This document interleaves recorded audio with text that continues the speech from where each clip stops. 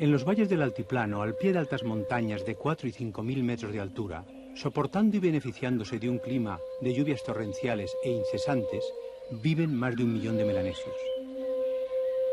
Sus casas son modestas chozas, sin decoración alguna en fachada o interiores. No pintan ni tallan imágenes, ni siquiera para uso ritual. Su música es muy sencilla, y lo mismo ocurre con los pasos de sus danzas. Ello se debe a que los habitantes del altiplano han centrado todo su interés estético, social y religioso en un solo y único objeto: sus propios cuerpos. Embellecerlos, hacerlos significativos y protegerlos mágicamente. La inspiración y los materiales los han tomado del mundo vegetal y animal que los rodea.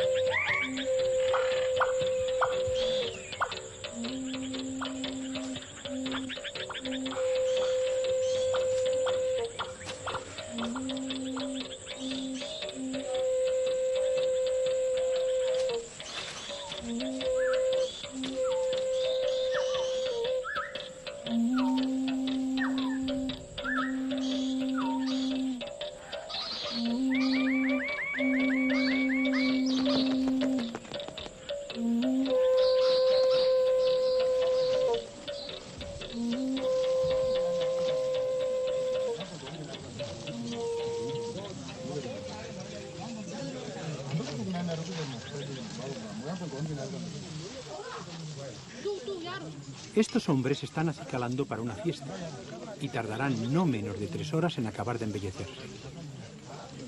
Las mujeres, en cambio, son mucho más sobrias a la hora de arreglarse y se conforman con adornos y cosméticos más sencillos, excepto en el caso de las vírgenes guerreras, jóvenes preparadas para combatir codo con sus compañeros de tribu y que, llegado el momento de pintarse, lo hacen igual que ellos.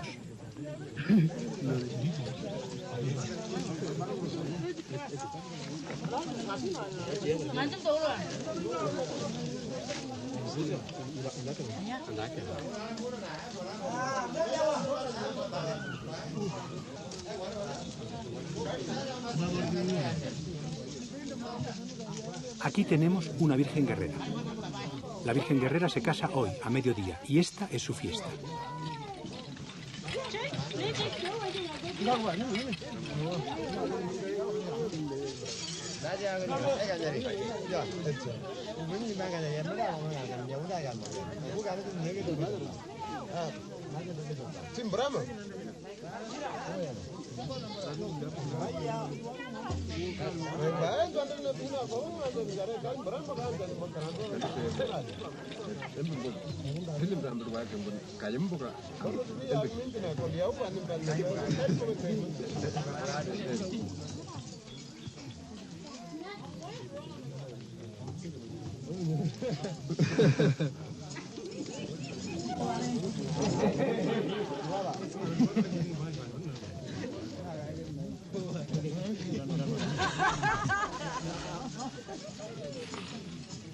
Los kundu, tambores de madera con parches de piel de serpiente o lagarto. No se sabe cómo llegaron a la isla, pero su origen es hindú. En las esculturas que representan a Shiva bailando la danza que destruye el mundo, lleva el dios el ritmo con un tambor en forma de reloj de arena.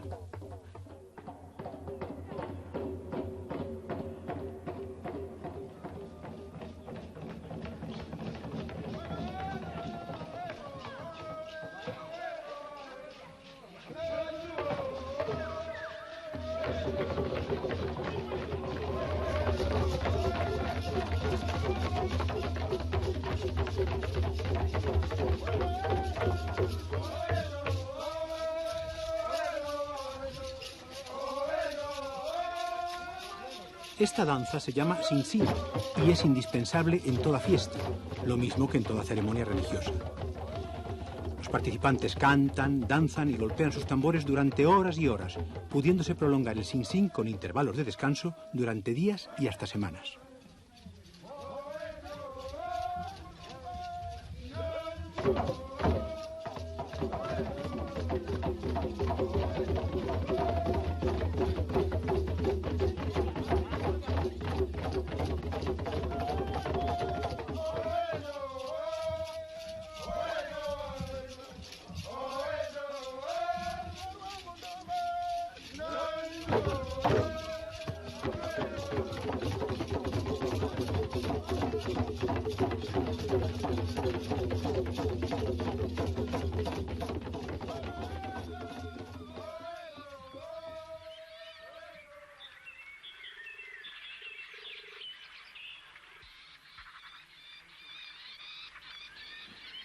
Aunque nuestros ojos no descubran ninguno, no menos de 300 cerdos caseros, en total libertad, andan de aquí para allá por este paisaje, retozando, bañándose y comisqueando.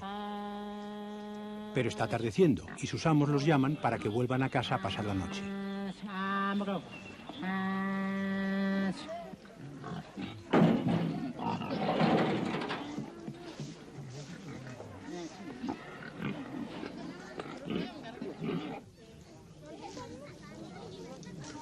La isla de Nueva Guinea es, para los cerdos, el paraíso terrenal. Sus dueños los tratan con la misma ternura que nosotros a nuestros perros y gatos.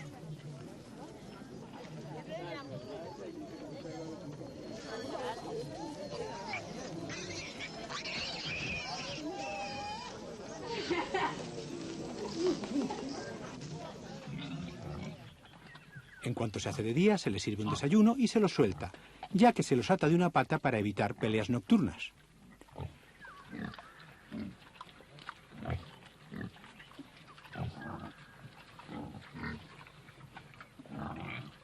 Hoy se casa la Virgen Guerrera y varios de estos cerdos van a morir.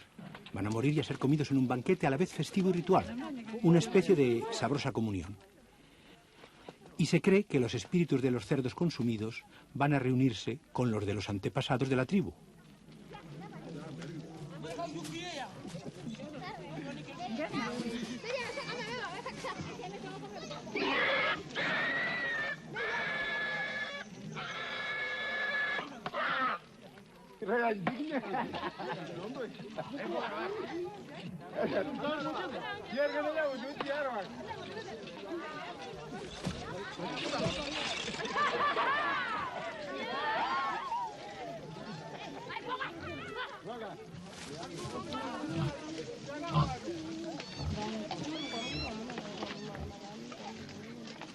$20 cerdos ha tenido que pagar el novio para comprar a la novia. La posición social de una persona se mide por los cerdos que posee, los que regala y los banquetes que con su carne ofrece.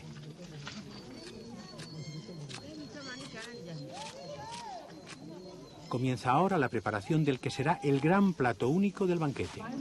Cerdo al horno, condimentado y acompañado de variada guarnición.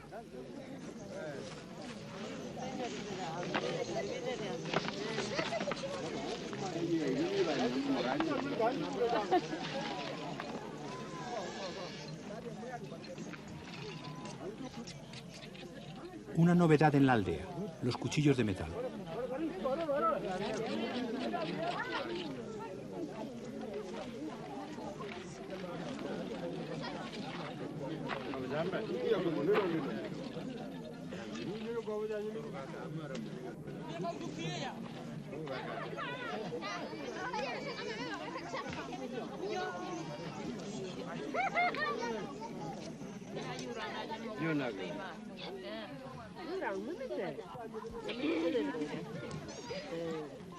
Se calientan piedras en el fuego para la barbacoa. En un envoltorio de hojas de platanero se asan los despojos y la sangre del cerdo. Esto es un mumu, horno improvisado donde se asará el cerdo. Usando tenazas de bambú, se meten las piedras candentes en el horno.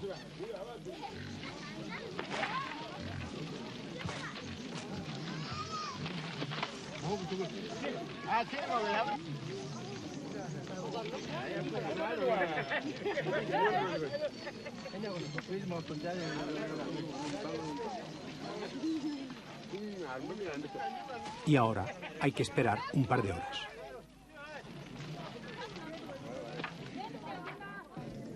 Esta bolsa de mallas se llama bilum. Se usa para casi todo en casi toda Nueva Guinea. La obtención de las fibras con que se hacen los bilum es tarea laboriosa. Su teñido es complicado y su tejido lento y difícil. De modo que la fabricación de una de estas bolsas requiere a veces hasta 300 horas. Bilum es una palabra melanesia que además significa placenta femenina y bolsa marsupial. Es muy elástica y resistente. Se puede dilatar de 5 a 6 veces de tamaño y soportar hasta unos 50 kilos de peso.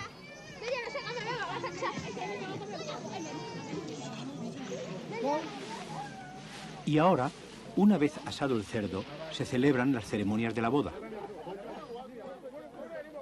El vínculo matrimonial quedará sellado con la última de ellas, que es además la más importante, el banquete de carne de cerdo, a la vez festivo y ritual, a la vez gastronomía y comunión.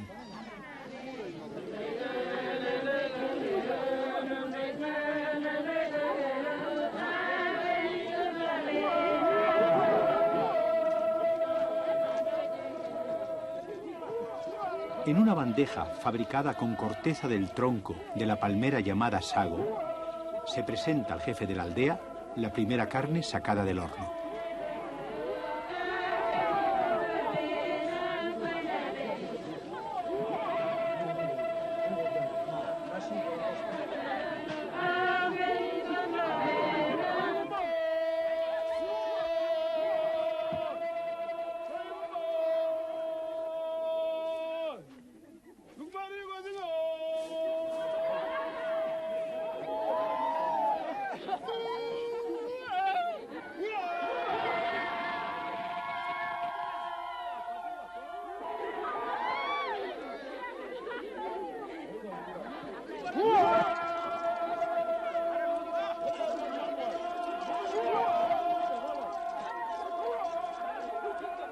Se lleva en volandas a la novia a probar la carne.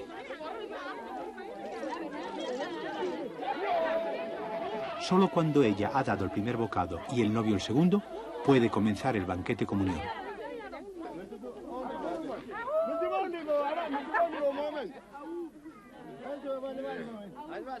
Todavía se sigue usando el afiladísimo cuchillo de caña.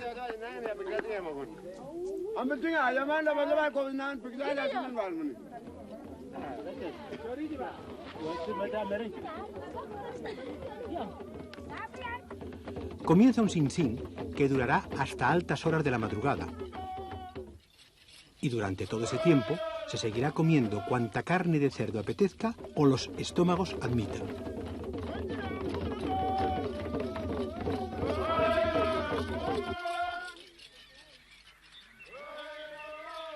Entramos ahora en otro valle del altiplano, donde los hombres de barro, unos guerreros de la tribu Asaro, nos van a ofrecer una danza pantomima ritual que conmemora una batalla en la que habían sido derrotados por una tribu enemiga. Cuenta la tradición que cuando moría ya la tarde de aquel día aciago, los pocos asaros supervivientes, perseguidos y acosados, se refugiaron en una ciénaga, hundidos en el fango hasta el cuello. Cuando al amanecer salieron de su escondite, se encontraron con que sus enemigos los estaban esperando, pero estos, al ver a los asaro completamente cubiertos de un fango blancuzco, los tomaron por espíritus y huyeron despavoridos.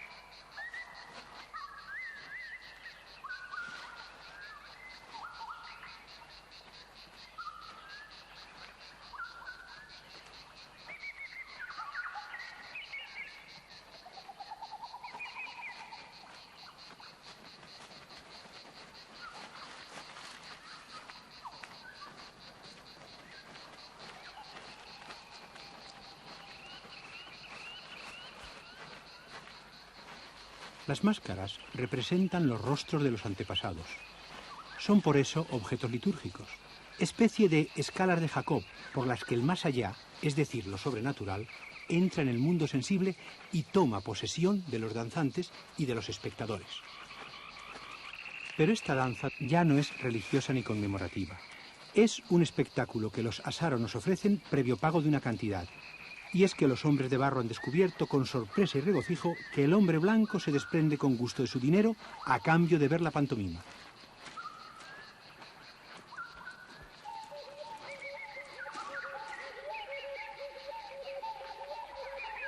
Estamos ahora en una aldea del Valle de los Chimbu, bastante próxima al pueblo de los Asaro.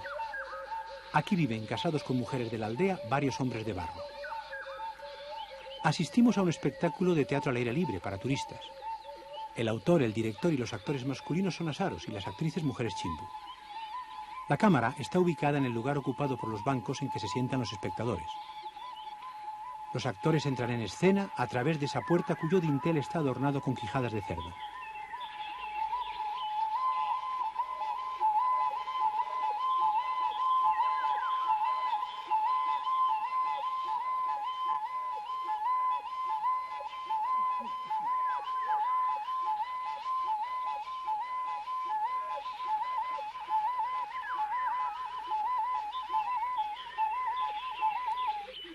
So my name is Michael. I'm the translator of Chimbu Madman.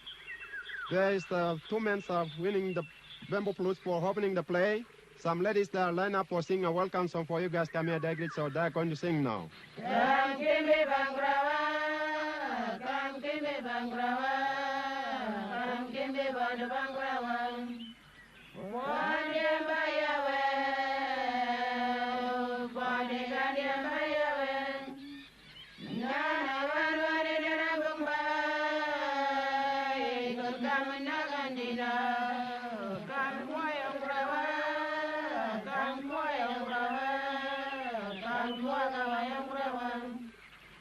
The men coming with the ladies, they have to make the fire here. Some ladies, they are going to light the light. They have to go and separate them to look for the frogs. There is something happens like a bad spirits. They have to come and make them afraid. The ladies who are afraid and they have to run away. And the madmen, they have to come and sacrifice. It's about the second play. Yeah.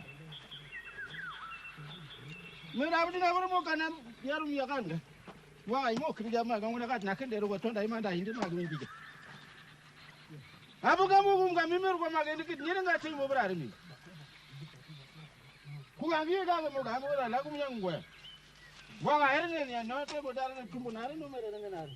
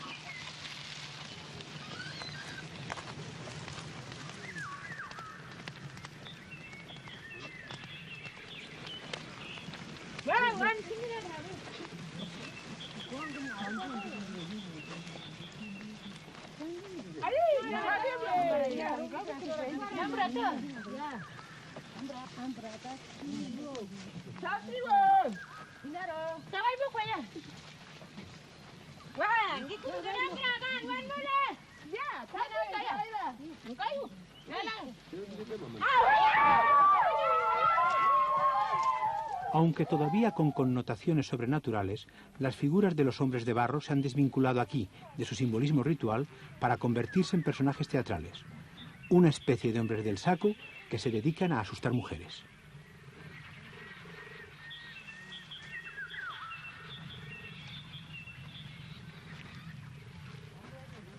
And the third, the man with his wife. The man is the great stealer.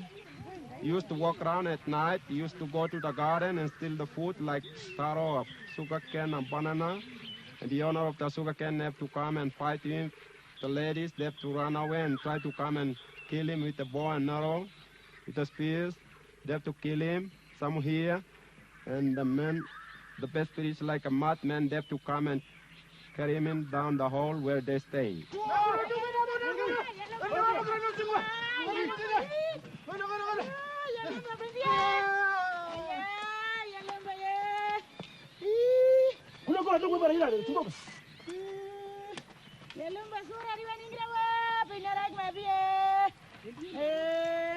Yalomba brendi we, yalomba brendi we, inarek mabio we, inarek mabio we, yalomba ye, yalomba ye, inarek mabio we, yalomba suara inari waringra we, aya yalomba ye, yalomba ye, yalomba ye, yalomba ye, yalomba brendi ye.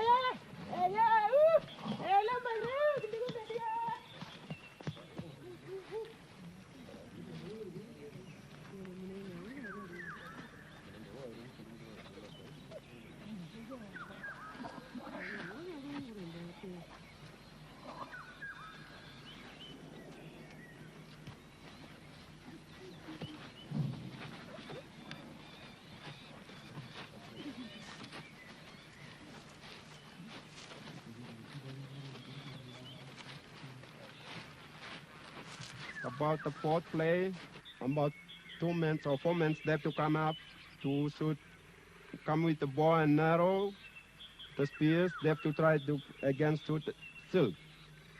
The last one, the play is finished, the end now, they have to close up the play. El ejercicio de puntería que vamos a ver ahora es mucho más difícil de lo que parece. Con esas máscaras encima, los arqueros apenas pueden ver, y menos aún apuntar las flechas desde la altura del ojo. La habilidad consiste en clavar las flechas en el escudo, a lo largo de una imaginaria línea horizontal y equidistantes.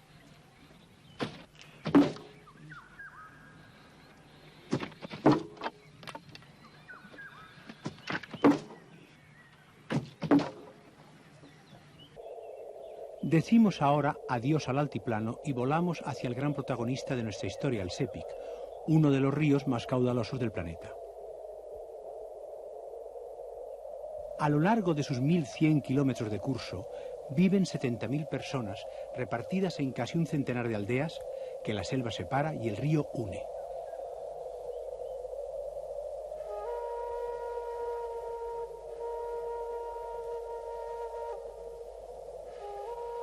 En el curso de este río viejísimo, cuyos meandros divagantes delatan su antigüedad, han sido capaces sus moradores, con instrumentos de piedra y mucho esfuerzo, de hacerse atajos acuáticos como el que estamos viendo. Cuando sus antepasados llegaron aquí, se encontraron con unas temperaturas de invernadero, lluvias torrenciales, inundaciones bíblicas, una selva tan tupida que era intransitable. Se encontraron también con las serpientes más venenosas del mundo y con orillas pantanosas infestadas de cocodrilos y mosquitos de la malaria. Y apenas había caza mayor. En cuanto a los vegetales, no encontraron uno solo que ofreciese hojas o frutos comestibles. Pese a ello, aquí tenemos a sus descendientes habitando aldeas de hermosas casas, excelentemente urbanizadas y ajardinadas, sombreadas por cocoteros, con frutales y huertos y con animales domésticos. Pero la hazaña más increíble que han realizado estas gentes es la de haber producido obras de arte asombrosas e insuperables, en pintura, escultura y arquitectura. Es decir, 3 actividades que en nuestra cultura están siempre relacionadas, sobre todo la última, con ciudades, a veces con villas y a veces con grandes pueblos, pero nunca con aldeas.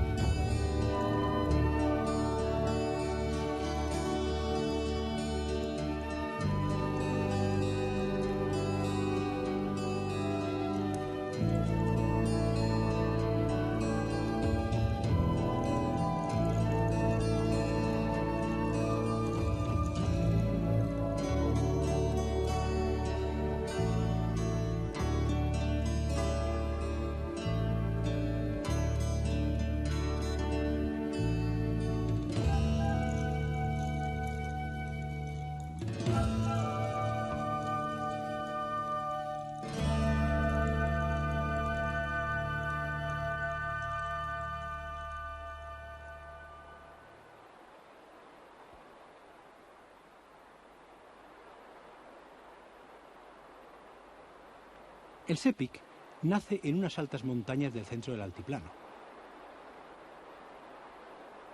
Nos dirigimos ahora a la aldea más próxima a sus fuentes, la llamada Aldea del Telefolip.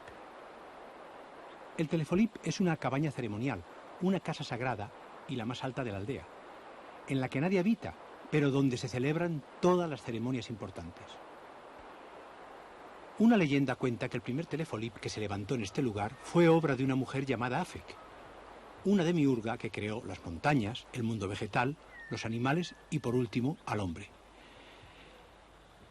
Pero no satisfecha todavía y siendo al parecer más resistente a la fatiga que el dios de los cristianos, en lugar de descansar, creó también la agricultura y el lenguaje. Su cráneo, preciadísima reliquia, se conserva todavía en el interior del Telefolip, rodeado de más de 30.000 quijadas de cerdo, animal tan querido aquí y tan cargado de connotaciones religiosas y mágicas como en todo el resto de la isla. Es creencia general que la quijada del cerdo, sea este doméstico o salvaje, posee poderes mágicos que ahuyentan los malos espíritus, hacen fecundas a las mujeres y protegen las cosechas.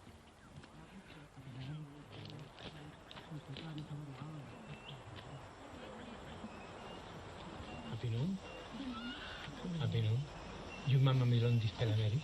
No? Nice.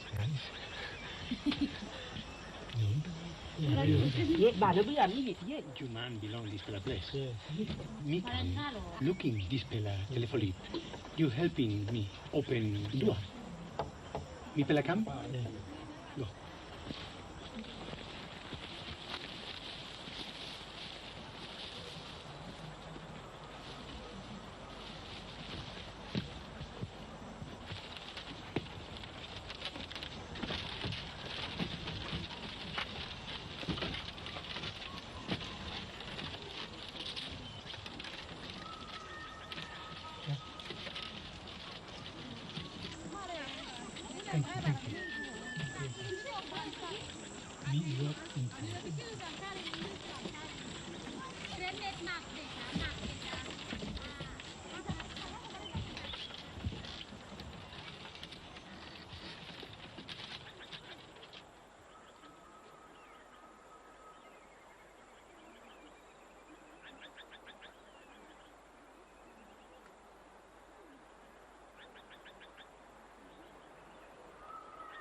El cerdo salvaje de la isla es, como muy bien se puede suponer viendo estas navajas, pariente muy próximo del jabalí de Occidente. Y aquí tenemos el cráneo de Afek, el de la derecha. A pesar de que la primera casa ceremonial fue obra de una mujer, vamos a ver a lo largo del Sepik que en tales edificios le está prohibida la entrada al sexo femenino.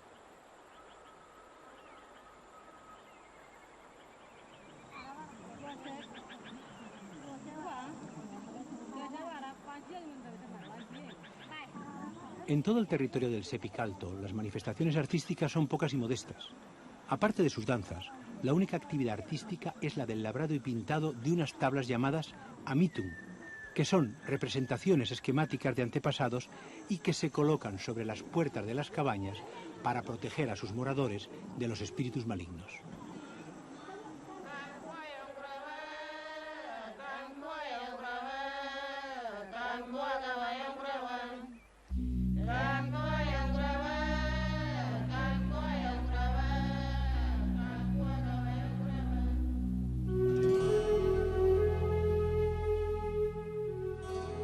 Vayámonos ahora río abajo, donde las casas ceremoniales son más grandes y más bellas.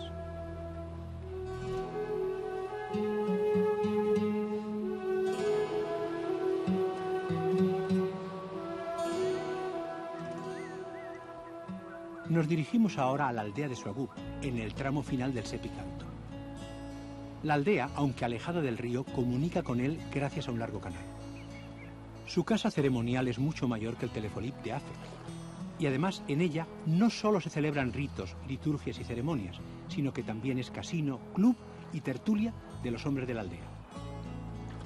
A partir de esta zona y ya hasta la desembocadura del Sepik en el mar, a las casas ceremoniales se las llama tambarán, casas tambarán, es decir, casas de los espíritus, y también, dado que funcionan como clubs masculinos, casas de los hombres.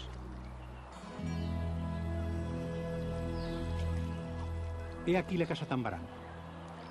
El audaz voladizo de la parte delantera de la techumbre tiene como función proteger la fachada del violento azote del agua de la lluvia y también la de ser representación simbólica de las fauces abiertas del cocodrilo, que es el señor y el tótem del Sepik. En su interior pasan los hombres la mayor parte de su tiempo libre. Mastican bétel, que acaba poniéndoles rojo los dientes, charlan, se cuentan sus virtudes y méritos, fanfarronean acerca de sus logros en horticultura y jardinería, duermen de vez en cuando una siesta e incluso se quedan a dormir por la noche. Las mujeres, por su parte, acostumbran a reunirse al aire libre o en sus casas privadas, de las que son dueñas y señoras indiscutidas. Y dado que las mujeres son muy alegres, pero menos charlatanas y mucho menos vanidosas que los hombres, reina en sus tertulias un reposado clima de humor, ternura e intimidad.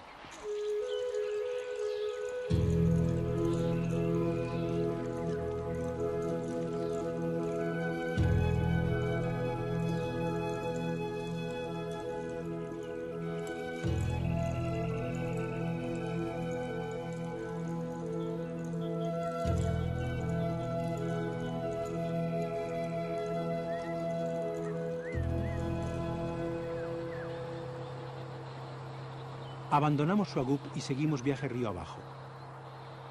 Vamos a visitar la aldea de Saserman, donde están terminando de pintar los techos de una casa Tambarán recién construida.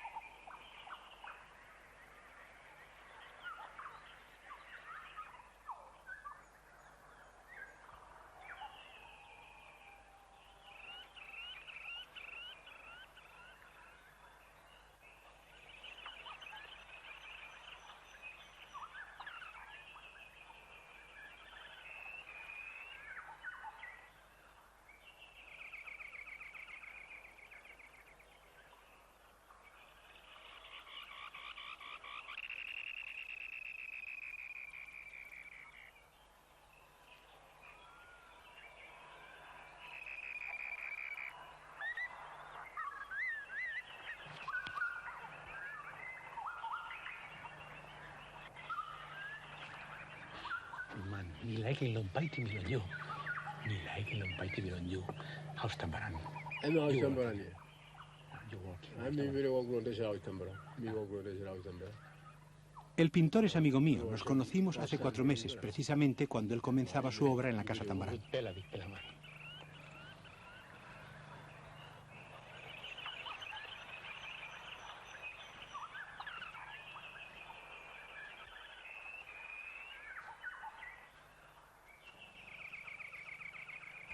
Al entrar en una casa Tambarán, a veces vemos una serie de pinturas que parecen simplemente decorativas, como en este caso las de este techo.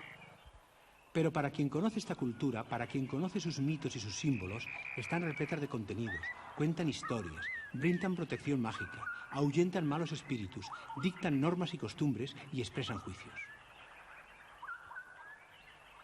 Por ejemplo, y como botones de muestra, hagamos un análisis primario de esos 3 paneles. El primero representa el planeta Venus, como lucero de la mañana. En el segundo se cuenta que se ha arrojado una piedra al agua y que se han producido ondas concéntricas. En el tercero vemos las escarificaciones que le han hecho a un joven en la espalda en la ceremonia de iniciación.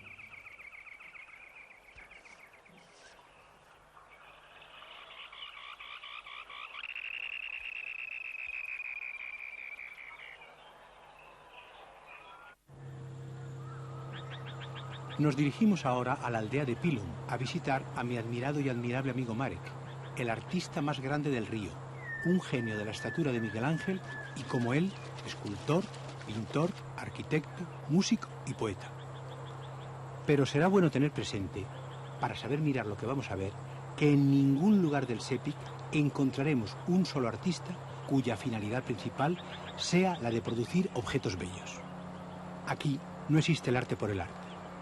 La religión y la magia son el origen y la base, y por tanto la inspiración, de todo gesto creativo, y el artista es siempre brujo. El propio Marek me ha contado cómo se convirtió en artista. Su padre era carpintero. Le gustaba mucho la escultura, pero al ser artesano y no artista, se conformaba con copiar tallas de madera. En lo que no tenía rival el padre de Marek era en contar los mitos y leyendas de toda la zona. Era él quien sabía más historias y el que mejor las relataba. Entre sus más fervientes oyentes se encontraba el pequeño Marek, quien visualizaba tan poderosamente lo que contaba su padre que lo veía en imágenes concretas y sentía incontenibles deseos de tallarlas y pintarlas. Mi compañero de viaje se llama Cospi. Es el mejor guía artístico del río Sepik y no puede por menos que serlo porque es hijo de Marek.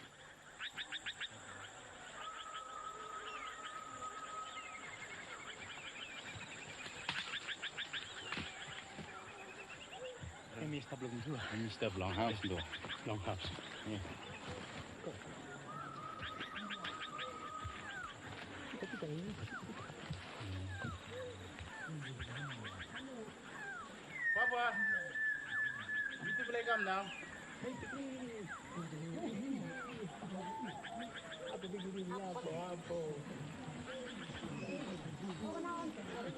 Left side. Papa, please step off.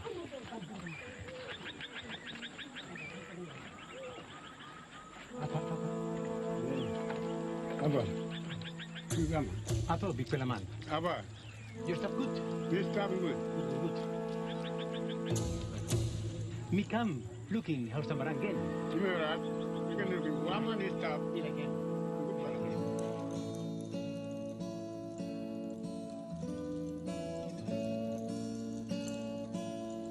Ante la insistencia del pequeño Marek, su padre le enseñó la técnica del labrado de la madera y a los 8 años de edad produjo su primera escultura.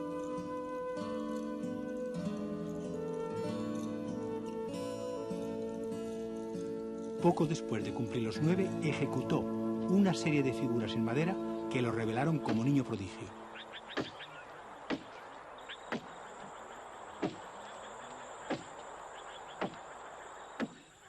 Vamos a entrar en la Tambarán de Pilum. Ella y cuanto hay dentro de ella es obra de Marek.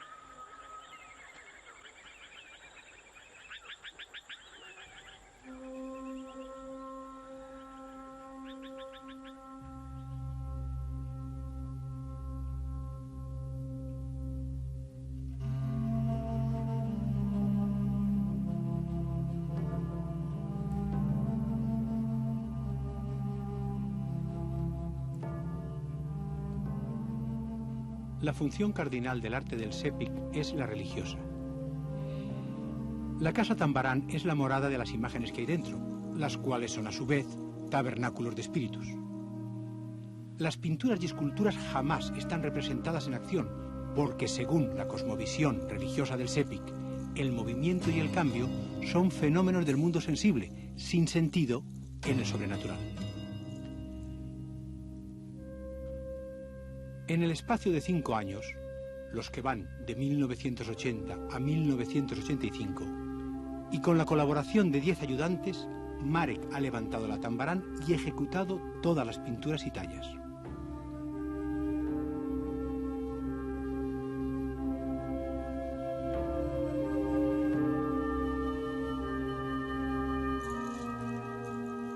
A causa de la enorme humedad ambiente, la fuerza de impacto de la lluvia torrencial y la acción destructora de hormigas y carcomas, una casa Tambarán viene durando de 15 a 20 años. Así que en el 2000 todo esto se estará cayendo a pedazos.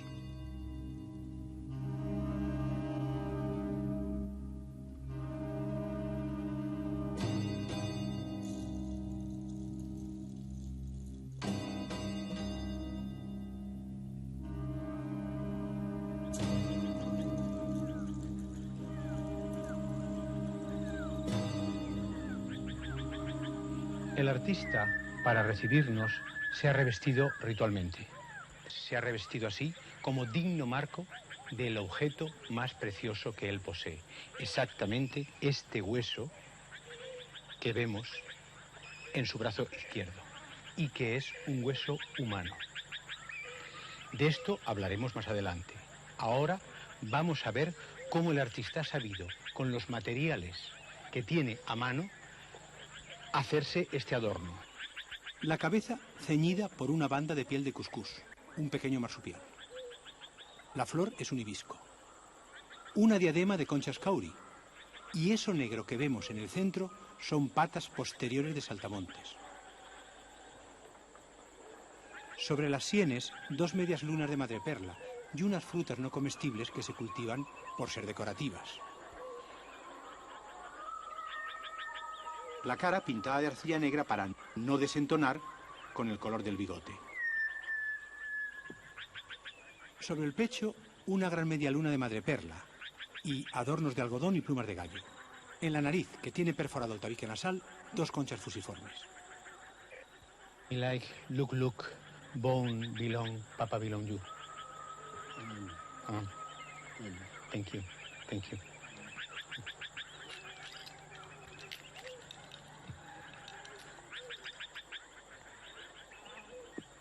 Un fémur humano que Marek ha transformado en obra de arte y agudo puñal. Es su posesión más valiosa y amada, porque procede del esqueleto de su padre. El agradecido hijo ha esculpido el hueso de quien le enseñó a esculpir.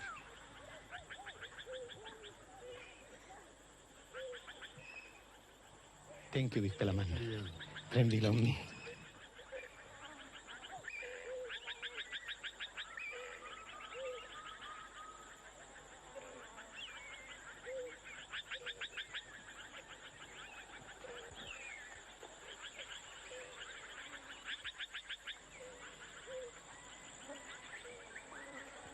Cuando un artista tiene que hacer un poste totémico, toma un hacha, va a la selva, elige un árbol, lo echa abajo y comienza a trabajar en él sin moverlo del lugar en que ha caído. Luego, cada día, y hasta que concluya su obra, deberá, una vez acabada la jornada de trabajo en el poste, taparlo completamente con ramas, arbustos y maleza. Porque si una persona no iniciada viera el tótem antes de estar enteramente terminado, el espíritu ancestral que debe entrar a habitarlo se negaría a hacerlo.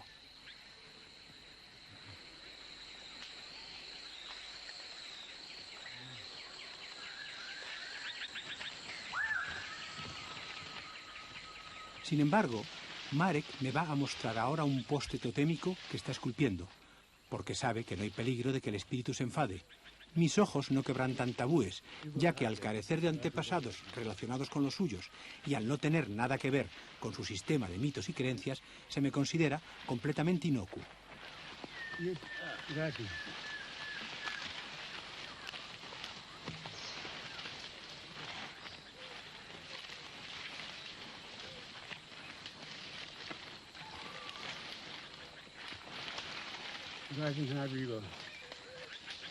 Okay.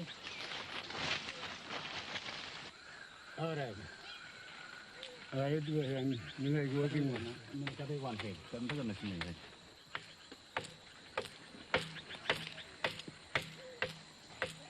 You work in cabin.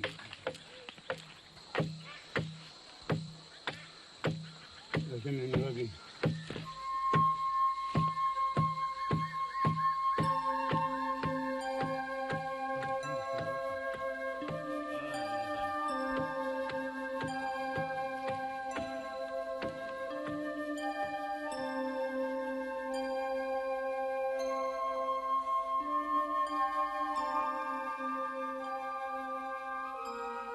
Cuando le pregunté a Marek cómo se las había arreglado para proyectar y llevar a término esa fusión tan armoniosa entre arquitectura, esculturas y pinturas que es la Casa Tambarán de Pilum, me contestó: antes de comenzar la Tambarán pasé mucho tiempo ayunando, respetando los tabúes que hay que guardar cuando se emprende una tarea semejante y tratando de visualizarla. Por fin, una noche la vi en sueños. La vi hasta en sus más pequeños detalles. Luego, en noches sucesivas, se me aparecieron en sueños las pinturas y las esculturas, y también las relaciones de unas con otras. En un lugar semejante al que ocupa esta viga totémica de la Tambarán de Pilum, cumplirá la que acabamos de ver a medio tallar en la selva, su función de residencia de espíritus. De cuantas esculturas han salido de sus manos, este cocodrilo es la preferida de Marek. Es un instrumento musical, un tambor garamut.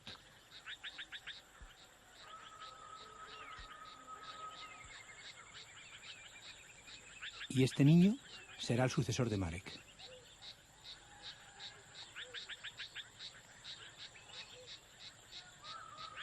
Otro garamut de Marek. Esta vez el animal representado es un cerdo salvaje.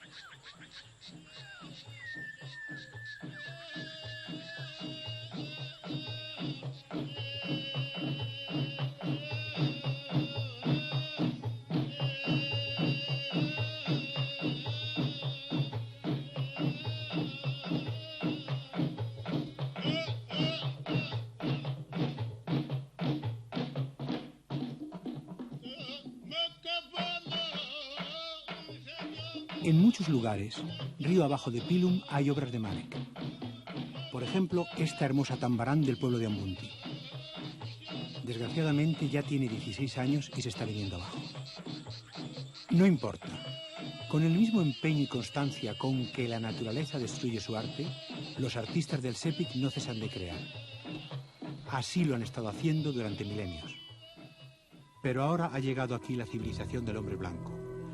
Marek cumplirá 68 años del 2000. Aunque le queden fuerzas para ello, ¿necesitará alguien o le pedirá a alguien que levante una nueva tambarán? ¿O estarán ya todas estas gentes con su cultura destruida habitando en los barrios de chabolas de una gran ciudad?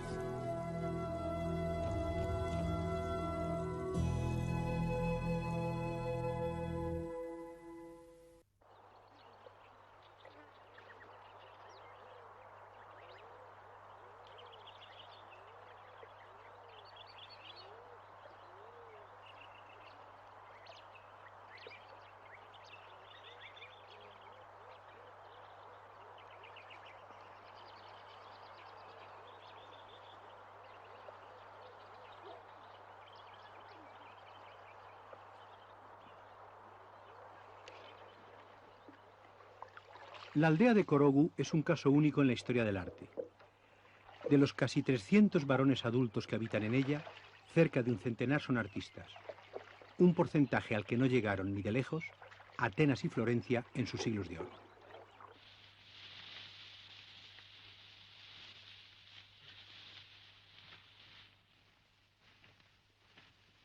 Pero, como es norma en todo el Sepik, ningún artista se enriquece con su profesión. Y todos ellos, incluso el más genial, han de dedicar una parte del día a la agricultura y a otras tareas cotidianas. El único beneficio sustancioso que consigue con sus creaciones un artista es el del prestigio.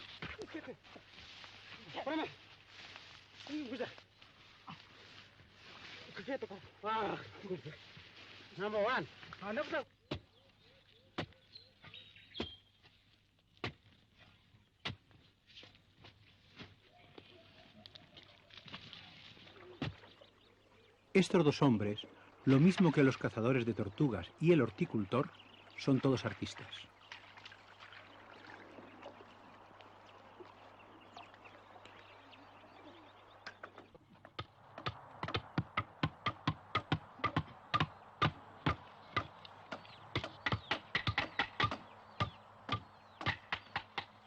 Los artistas de Korogu trabajan siempre en grupo. Dicen que así se estimula su creatividad. La creencia religiosa más arraigada en el Sepik es que los espíritus de los difuntos solo seguirán sobreviviendo en el más allá si sus descendientes no los olvidan. De ahí la importancia central del culto a los antepasados. Y puesto que el olvido los aniquila, se conservan cuidadosamente sus huesos y se hacen máscaras que los representan. Es imprescindible que se parezcan a ellos, pero debemos aclarar que, en el Sepik, lo que se quiere decir en este caso con la palabra parecido no tiene nada que ver con lo que nosotros queremos significar cuando la empleamos. No se trata de que los rostros esculpidos reproduzcan con mayor o menor exactitud los de los difuntos cuando estaban vivos, sino de que los dibujos y colores que lleva la máscara sean copia exacta de aquellos con que en vida el antepasado se pintaba la cara.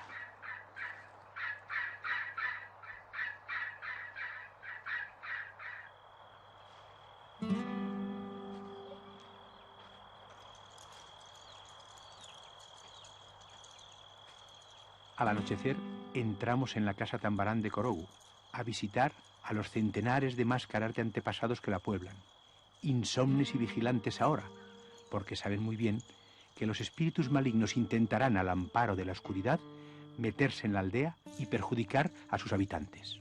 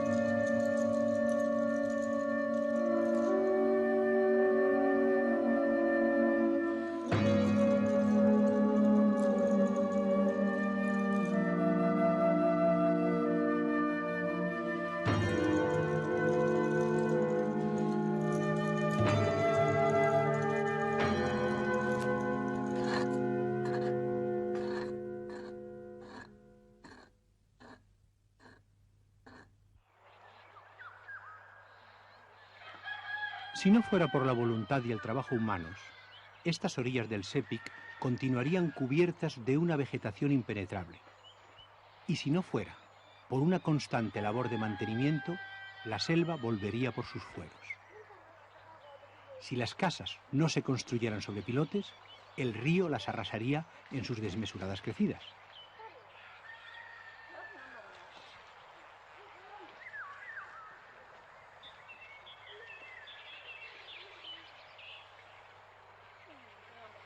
Además de desbrozadas, seguras y limpias, las gentes del Sepik quieren que sus aldeas sean agradables a la vista. Para ello, las urbanizan sabiamente, inventan casas de hermosas siluetas y, sobre todo, las convierten en jardines.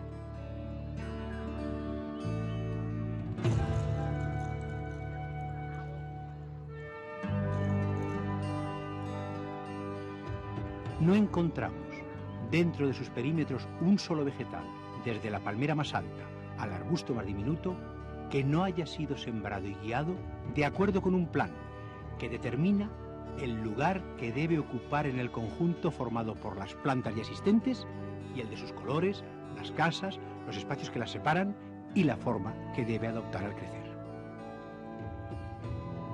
Y es que para las mujeres y los hombres del Sepik, la belleza no es un adorno, sino una necesidad imperiosa.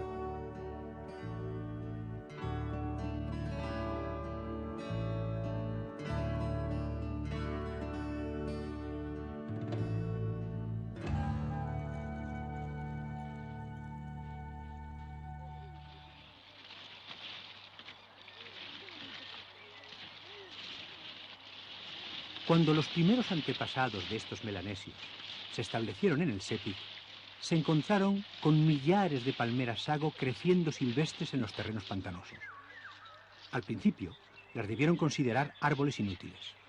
Su madera es demasiado blanda, y en cuanto a sus frutos, le cuesta 15 años al árbol producir su primera cosecha, que además es la última, dado que estos, para crecer, engordar y madurar, se alimentan del tronco y lo secan.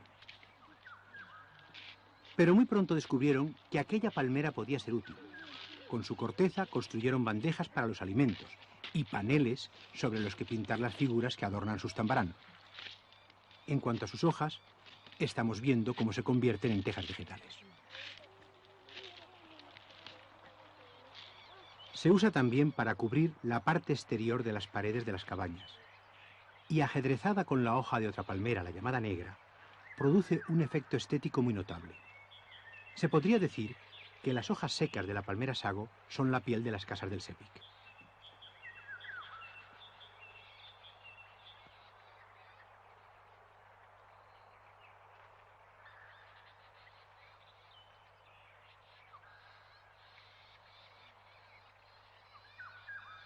Contemplando estas, además de hermosas, solidísimas casas de madera, ¿podría alguien imaginarse que se han construido sin emplear un solo clavo? Pues así es. Aquí todo va atado y muy bien atado, y una vez más, esos locos por la belleza que son los habitantes del Sepik han sabido darle el toque estético a algo estrictamente funcional.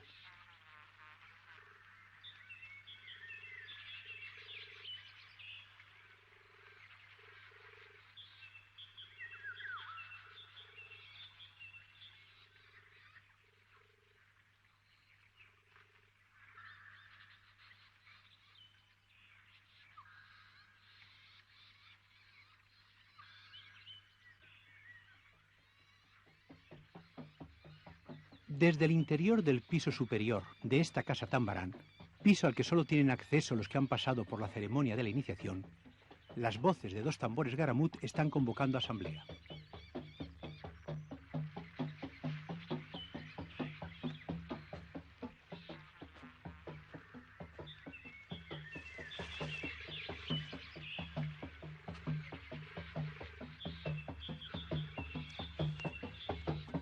Subiendo la escalera que lleva a la planta superior, hay que pasar bajo la inevitable horca caudina de las abiertas piernas y sexo visible de una imagen femenina. Se quiere simbolizar así que la iniciación es un segundo nacimiento, gracias al cual se ingresa en una forma superior de vida.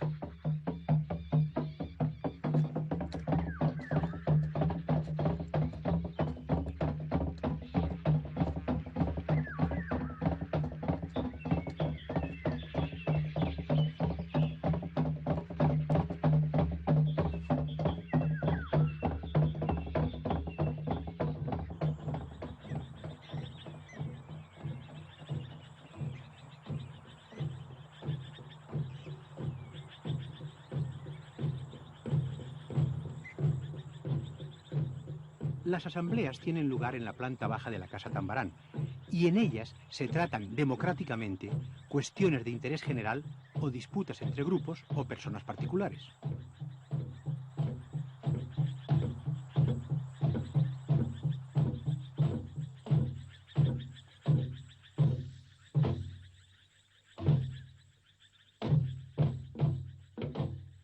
A ese mueble se le denomina taburete de los oradores. Pero no es un taburete, ya que tiene respaldo, ni se usa para sentarse, sino como altar y mesa de debates. La figura que hace de respaldo es siempre la del antepasado del clan. Los signos y figuras tallados en el taburete, comenzando por el sexo femenino, ese triángulo a los pies del antepasado, nos cuentan que este hombre murió por haber violado el tabú que exige abstinencia sexual la noche anterior al día de asamblea. Indispensable en los debates es ese manojo de ramitas de palmera que vemos sobre el asiento.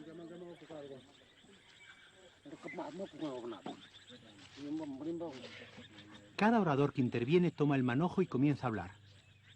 Y con cada razonamiento deposita una ramita de palmera.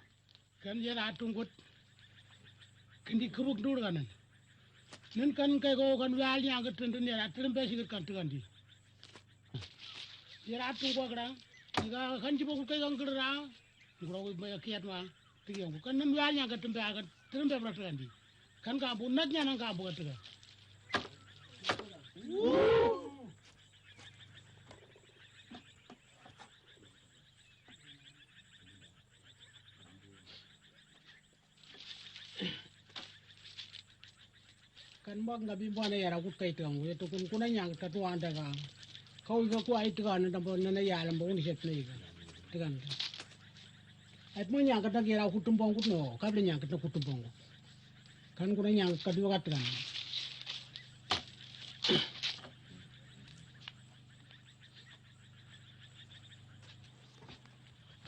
wana nang kap man kan waglaw ta ku pete waglaw ta man ku katen kuna ku to yirat man ane ga tangu ane ga boy gengu Nyinga gu yangut. Nyinga gra ira yangut. Wa nyinga gra mi ate ngona. Ani ya gu yangut. La asamblea continuará el tiempo que haga falta, hasta llegar a un acuerdo que contente a todos.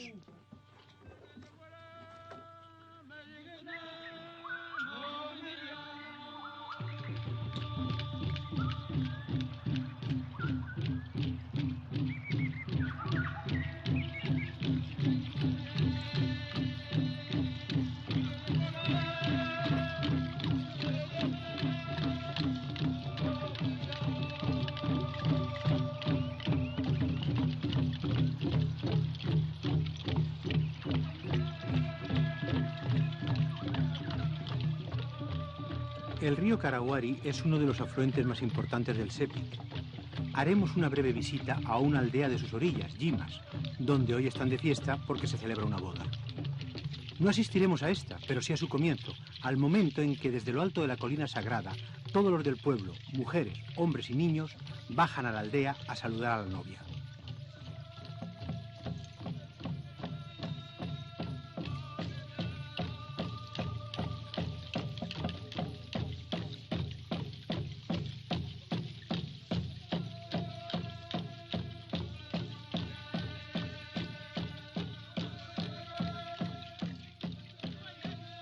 Los tambores kundu marcan el ritmo en este acto participativo donde lo que importa es moverse juntos, ir bellamente adornados y procurar que los movimientos corporales de cada uno sean estéticos y respeten el ritmo.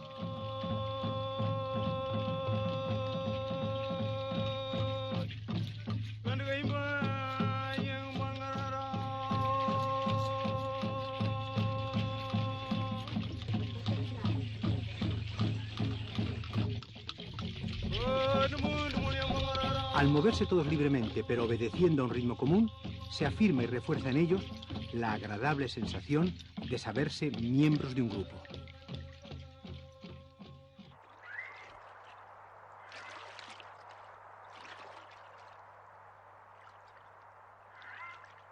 En el Sepik abundan los peces, alimento básico de quienes habitan sus orillas.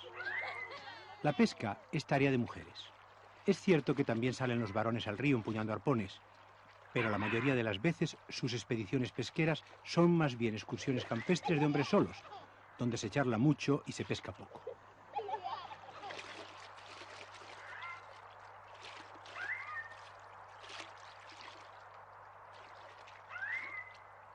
Las mujeres, para pescar, emplean redes y nasas que dejan en el río estratégicamente colocadas.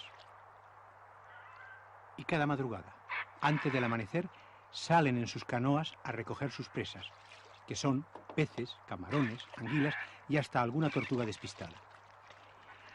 Y como para vaciar redes y nasas se han de meter en el río, a veces hasta el cuello, y como al amanecer se levanta un airecillo fresco que a las gentes del trópico, cuando están mojadas, les resulta más bien frío, llevan siempre una lumbre en las popas de sus canoas.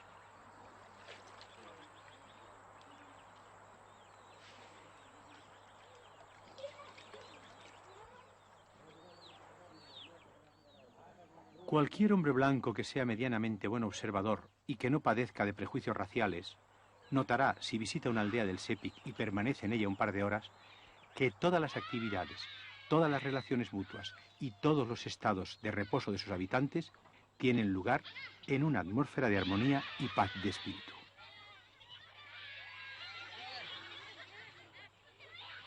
Expresado en términos occidentales, diríamos que en el Sepik un neurólogo podría ganarse la vida, pero que un psicoanalista se moriría de hambre.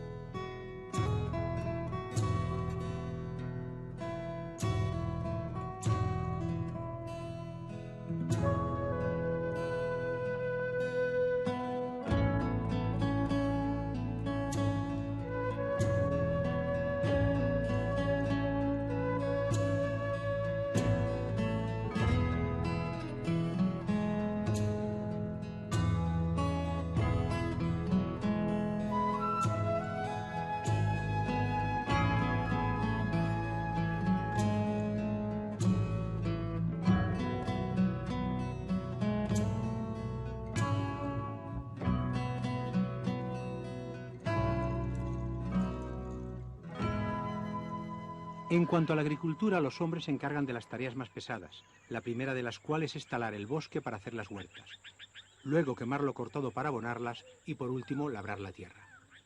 A continuación entran en escena las mujeres, siembran, cultivan y recogen los frutos. Es un trabajo duro y eso sin contar que las huertas se encuentran muchas veces a horas de distancia de los poblados y hay que ir a ellas a diario, sobre todo para vigilarlas, porque pese a las cercas protectoras, los cerdos salvajes a fuerza de ozar acaban penetrando en ellas. En toda la selva del Sepik solo un árbol silvestre ofrece alimento sin necesidad de cuidado alguno. Se trata de nuestra ya conocida y utilísima palmera sago.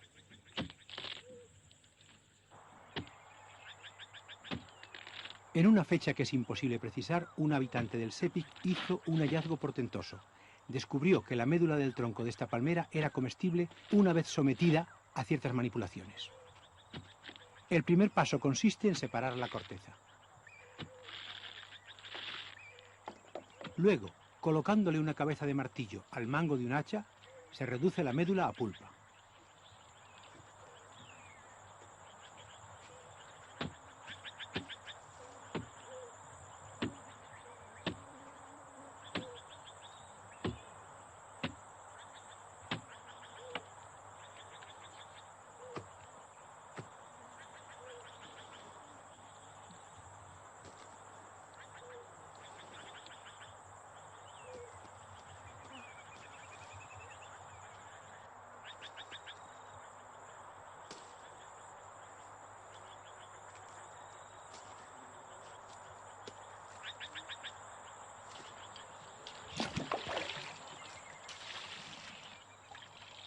El siguiente paso consiste en separar la parte alimenticia de la leñosa, recurriéndose para ello a un canalón de corteza de sago, una canoa vieja que hace de artesa, un filtro de cestería, un cazo y agua en abundancia. Transcurrida media hora, se tira el agua y se recoge la harina que se ha posado en el fondo de la artesa.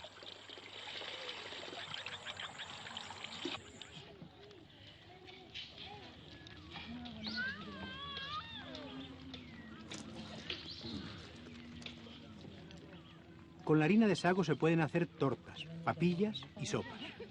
Añadiéndole coco rallado u otras frutas se hacen pastelillos.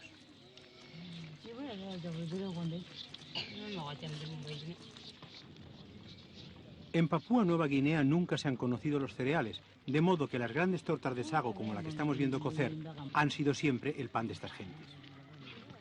Pero este resulta muy inferior al nuestro como alimento completo, ya que el 88% de su contenido es pura fécula y solo un 0,5% contiene proteínas.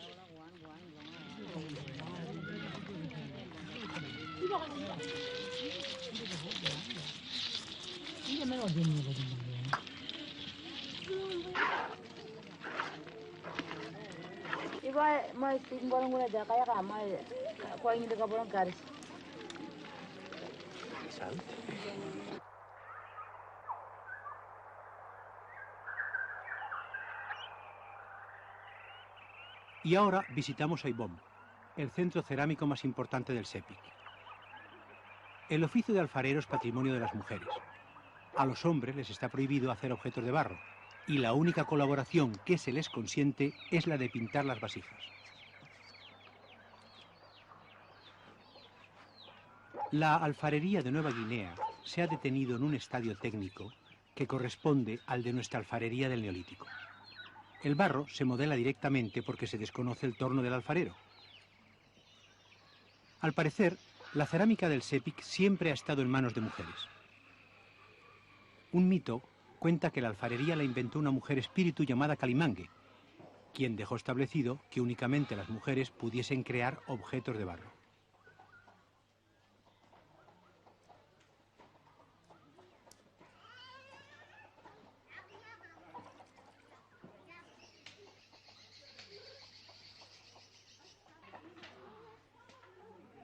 Una vez terminadas, las vasijas se dejan al sol hasta que se secan completamente. Luego se cuecen.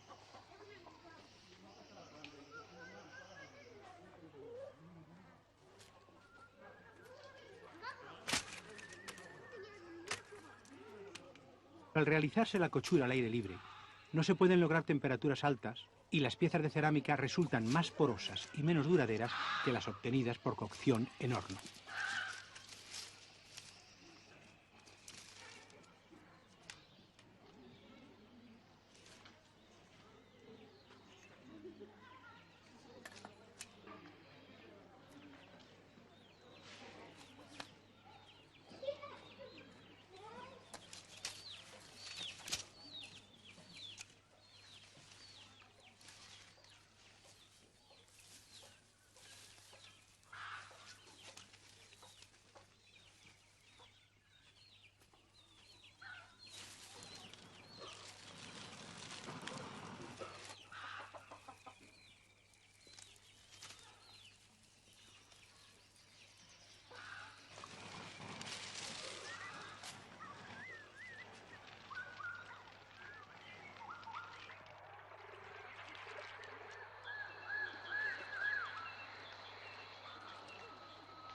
Una vez al mes llevan las mujeres de Aibom sus cerámicas a un lugar determinado de la orilla del Sepik, donde han establecido ellas su mercado de venta de cacharros. Aquí confluyen compradores venidos de casi todas las aldeas del río, algunas de ellas a 200 o 300 kilómetros de distancia. Al ser de madera los suelos de las cabañas, se utilizan como hogares estos recipientes de barro.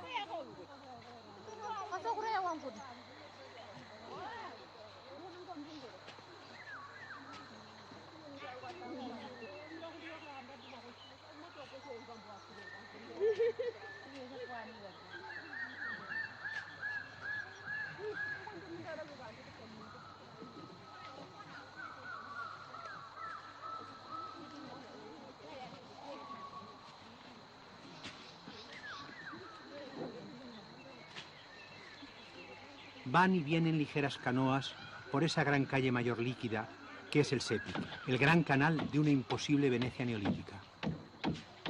Y en todas las proas tallada una cabeza de cocodrilo para propiciarlo.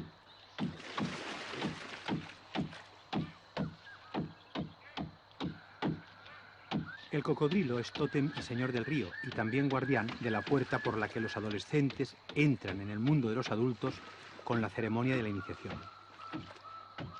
Por eso, en la celebración de ese rito de paso, se le hacen al adolescente unas sangrientas incisiones en la piel que reproducen las escamas del ancestral y mítico superviviente de la era de los grandes reptiles.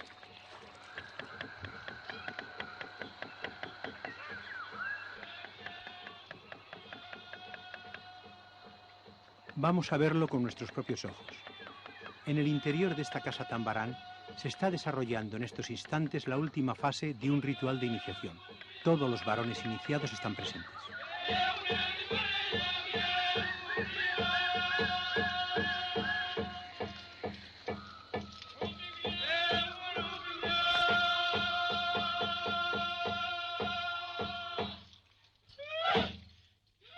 El neófito.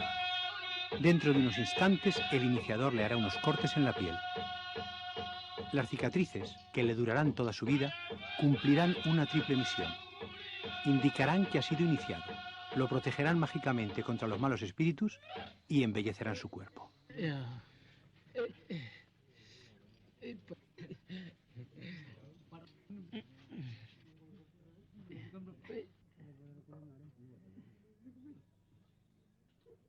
Los varones, asistentes y participantes a la vez, observan si el joven soporta el dolor con estoica dignidad, porque esa será la prueba de que ya está maduro para afrontar las penalidades de la vida. Ahora, con una mezcla hecha con el aceite de un árbol llamado tigaso, ceniza y una determinada clase de arcilla, el iniciador limpia las heridas.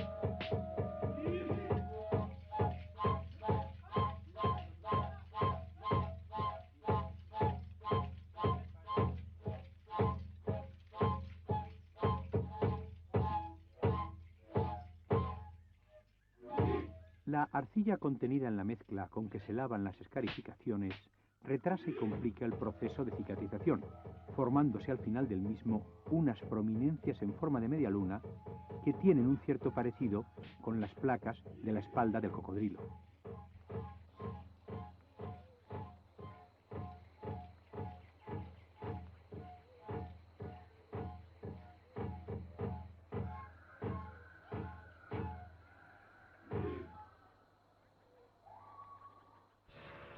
Los ya escasos cocodrilos que quedan en las aguas del Sepik huyen a esconderse apenas oyen el motor de un fueraborda.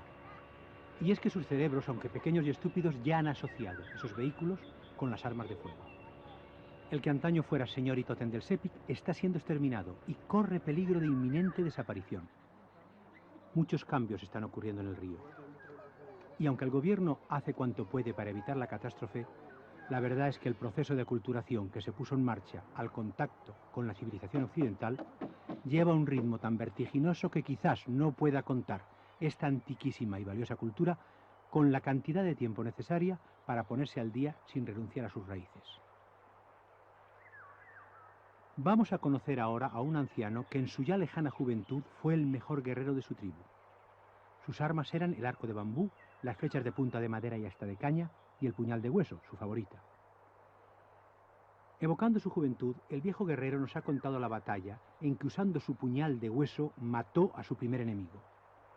Nosotros, con su asesoría y con la colaboración de los jóvenes guerreros de la tribu, hemos reconvertido en imágenes el relato.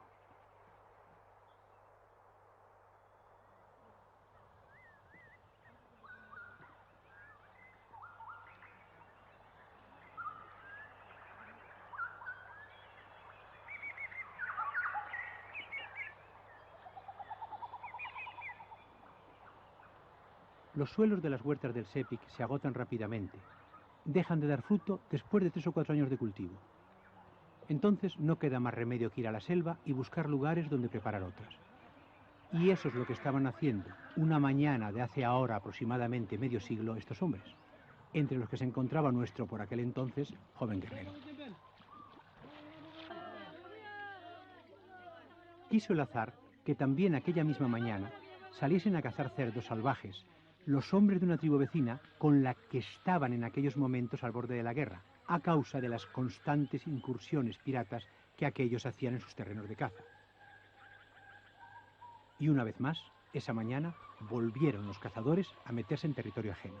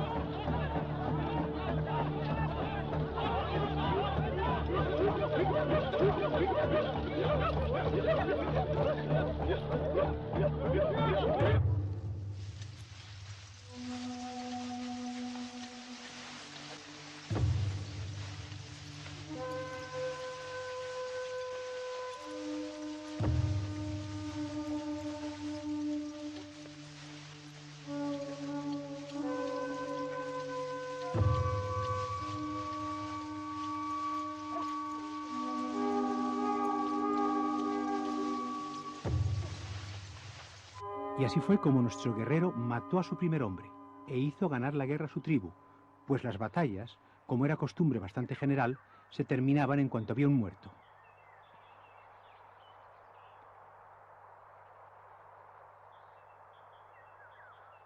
En la aldea de Canganamán, a donde ahora nos dirigimos, se levanta la casa Tambarán más antigua del río.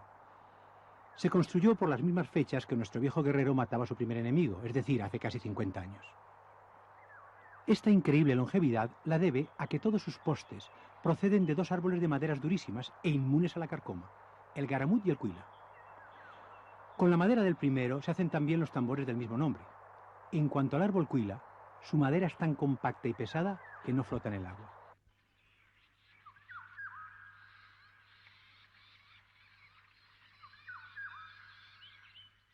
Pero ya la venerable Tambarán amenaza ruina. Ahí la tenemos, con el techo hundiéndose. Las lluvias han podrido su cubierta de sago, y sus vigas y listones, de maderas comunes, están muy deterioradas por carcomas y hormigas.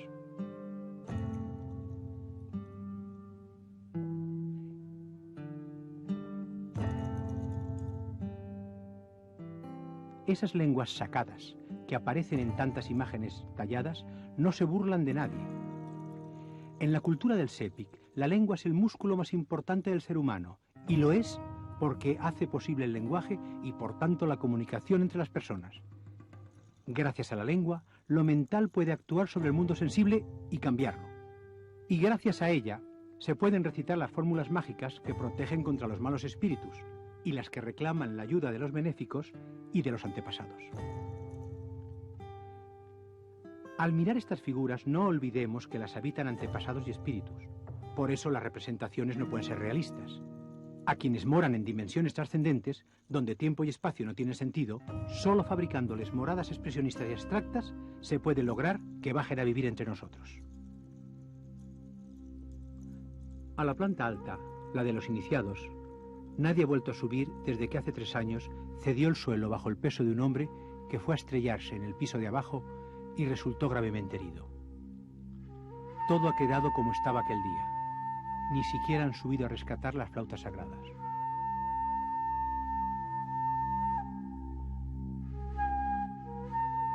En realidad, hace ya 10 años por lo menos que debieran haber echado abajo esta Tambarán, pero, dada su originalidad y belleza, el gobierno del país la había declarado monumento nacional.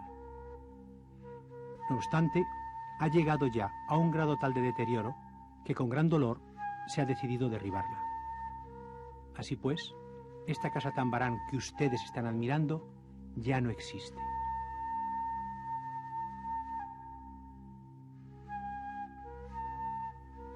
Valga de consuelo saber que en el mismo lugar de su emplazamiento se levantará una nueva y que muchos de estos postes, los mejor conservados, se usarán en ella.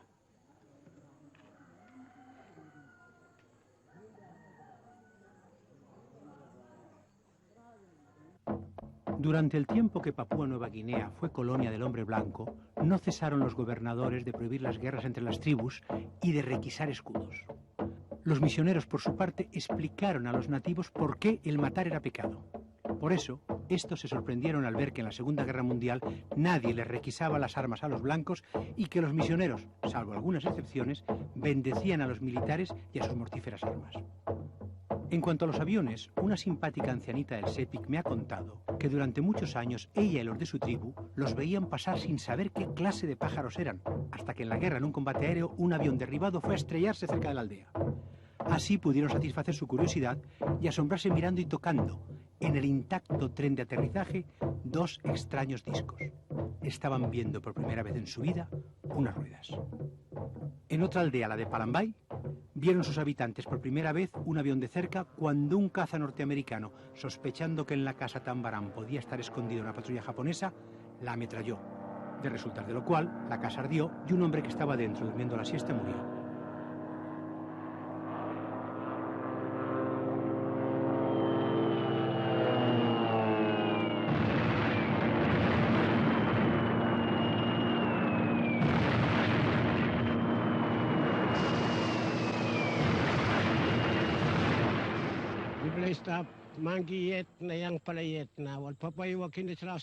Cuando eran jóvenes, nuestros padres construyeron esta casa Tambarán. Pusieron en ella 2 postes de la casa antigua. Todas las Tambaranes, desde que se fundó esta aldea, se han levantado en este mismo sitio. Murió mi padre y llegó la guerra mundial y ametrallaron la casa de los espíritus. Y las balas se hundieron en los postes y cortaron algunos. Y la casa se vino abajo. Ya han muerto los demás testigos de lo que ocurrió. Solo quedo yo.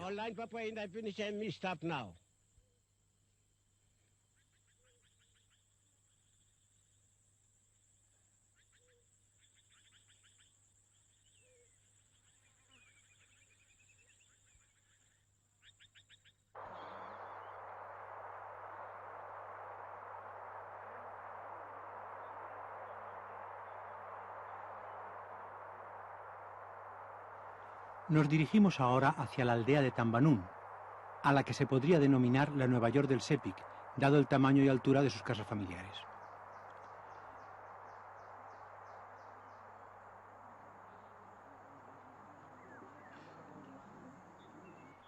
En todas las fachadas luce el decorativo escaqueado de hojas de palmera sago y palmera negra.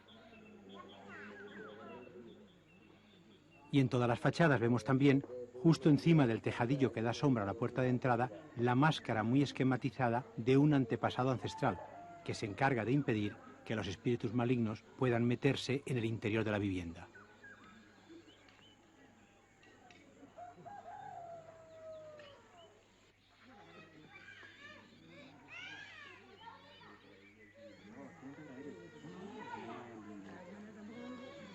Estamos en el interior de una vivienda familiar de Tambanún. Hogares comprados en Aibón. En esta casa habitan 2 hermanos con sus esposas y niños, y un tío paterno. En total 14 personas. No hay tabiques interiores, pero sí rincones y lugares determinados para cada familia y actividad. Se han aceptado con entusiasmo las mosquiteras que fabrica el hombre blanco, porque sustituyen con mucha ventaja a las que siempre habían usado, que eran una especie de canastas rectangulares de junco, cañas y mimbres en las que se metían los durmientes y en las que siempre los mosquitos acababan encontrando la rendija adecuada para colarse.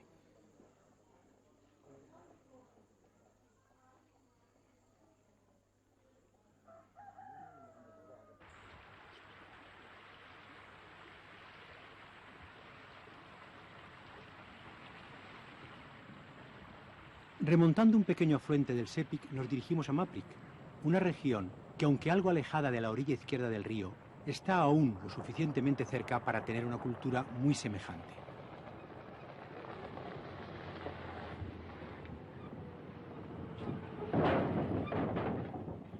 Sin embargo, no se parecen en nada sus aldeas a las que hemos visto hasta ahora. Sus casas son más pequeñas y sus tambaranes, al menos algunas de ellas, más altas y sus formas muy diferentes. Aquí ya no hay peligro de que la crecida del río destruya las casas, por eso no se construyen sobre pilotes. Y casi todas las techumbres tocan suelo. Se ven pocas ventanas y las casas parecen distribuidas al azar, no hay calles ni avenidas.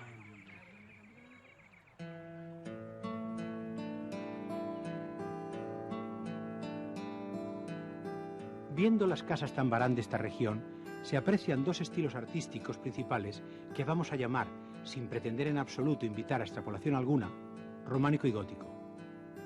Comencemos viendo la tambarán románica de Sárcam, que es una auténtica joya.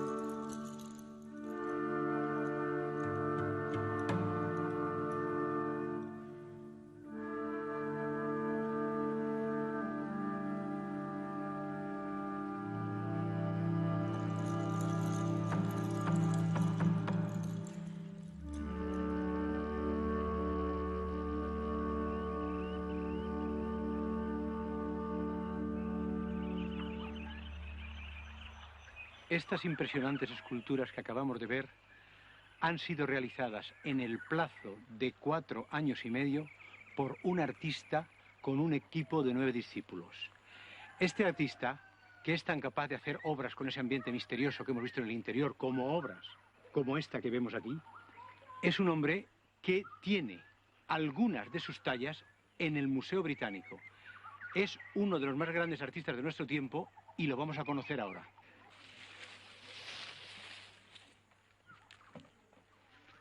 Pren Bilonmi. Yes. Pren Blayu. Pren Bilonmi. Muruk Nako como Bilonyu. Yes, mi ogi Nagra. Mi Nagra mi ogi. Nagra. Nagra. Su nombre es Nagra. Desde que sus obras están en el Museo Británico, ha aprendido de Occidente a decir, cuando se le pregunta, como le he preguntado yo ahora, este casuar y este calao, ¿de quién son o son obra tuya? Ha dicho, estos son 2 Nagra. Igual que se dice, estos son 2 Picasso o estos son 2 Van Gogh.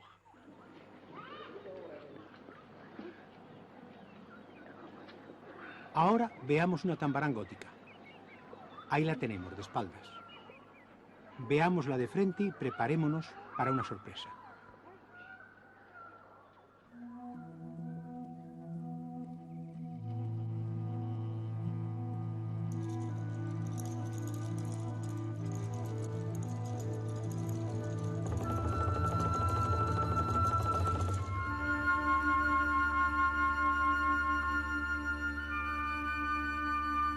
Catedrales de Corteza. Catedrales de Corteza, sí. Con ese nombre ha bautizado a estas tambaranes Philippe Diollet, el gran explorador y arqueólogo.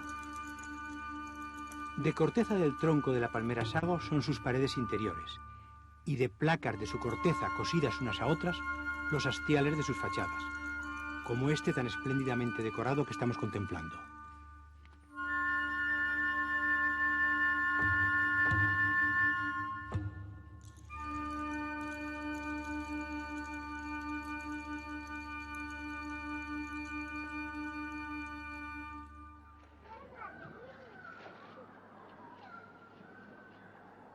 En cada aldea hay 1 o 2 tambaranes, dependiendo su tamaño de la importancia y número de habitantes de aquella. Por ejemplo, aquí en la aldea de Willingwe viven 50 personas y su tambarán es la más pequeña que hemos visto.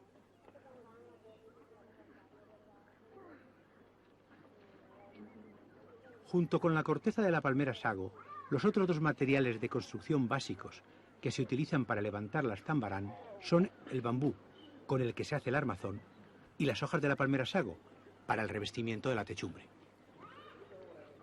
En los hastiales hay siempre pintados unos grandes rostros que representan a los espíritus ancestrales de la aldea. A diferencia de las tambarán del Sepik y a semejanza del telefolip de Afek, no se utilizan como clubs, sino única y exclusivamente como recintos ceremoniales.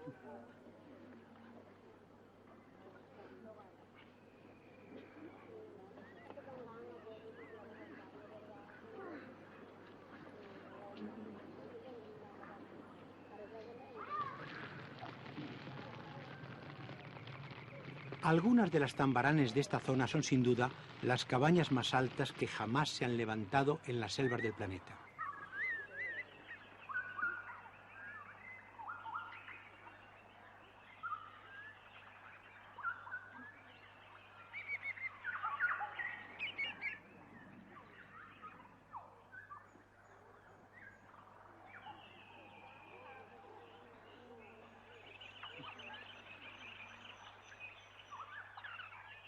Esta es la más gigantesca de todas. Una gran catedral de corteza de casi 30 metros de altura, es decir, la de un edificio de 10 pisos.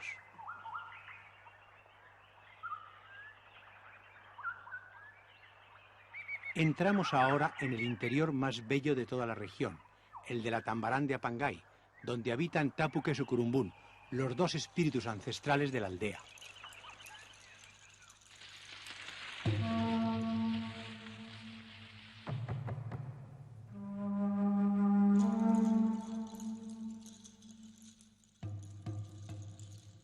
El artista principal responsable de lo que estamos viendo se llama Kipa Huyan.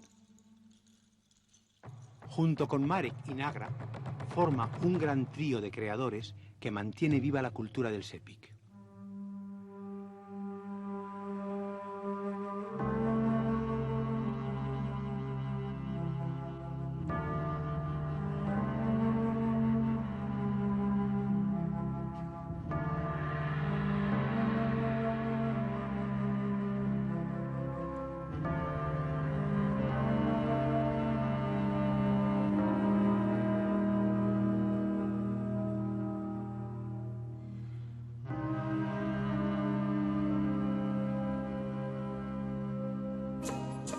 Este es Tapuca y la figura sentada, Sucurumbún. Uno y otro han sido esculpidos por Kipa Huyan.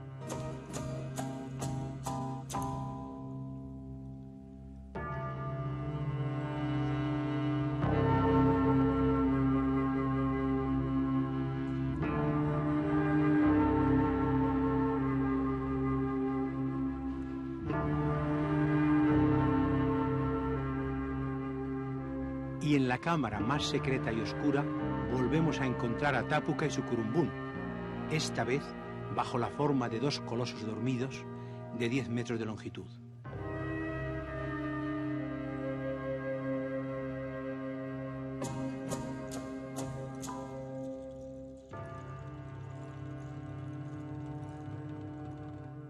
En sus sueños velan el sueño de las noches de los habitantes de la aldea.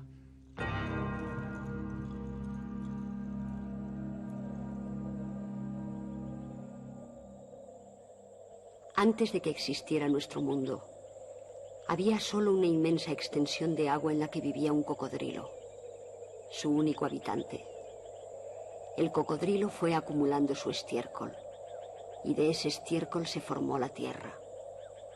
Más tarde, el cocodrilo parió al hombre, y como viera que éste era una criatura ignorante y débil, lo protegió y lo cubrió de atenciones. Pero he aquí que andando el tiempo, su dependencia le pareció al hombre humillante, y para emanciparse, mató al bondadoso animal golpeándole con una piedra en la cabeza, mientras dormía. Y cuando estaba contemplando el cadáver le vinieron remordimientos, y cuando miró el mundo que le rodeaba tuvo miedo de él. Se sentó en el suelo y comenzó a llorar. Y tanto lloró durante días, semanas, meses y años, que sus lágrimas abrieron un amplio cauce en la tierra y por él corrieron hasta el mar. Así fue como del dolor del primer hombre, al considerar su crimen y su desamparo, se formó el poderoso río Sepik.